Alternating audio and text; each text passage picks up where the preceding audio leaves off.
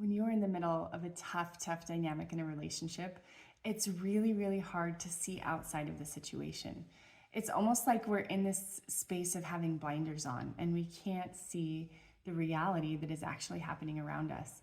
Our mind starts to justify everything that's going on, and we don't see clearly how poorly we're being treated or how we are behaving ourselves. And it's really interesting because when you step out of that situation, sometimes you don't realize how terrible you were being treated until you start talking to someone else about that.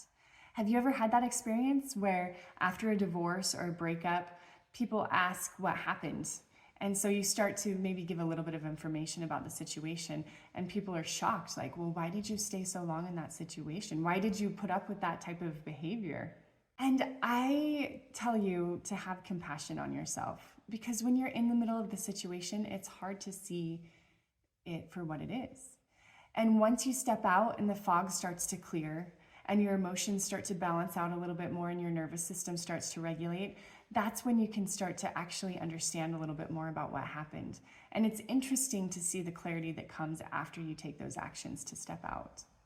So look at the situation and be kind to yourself, understanding that you did the best that you could when you were in the relationship.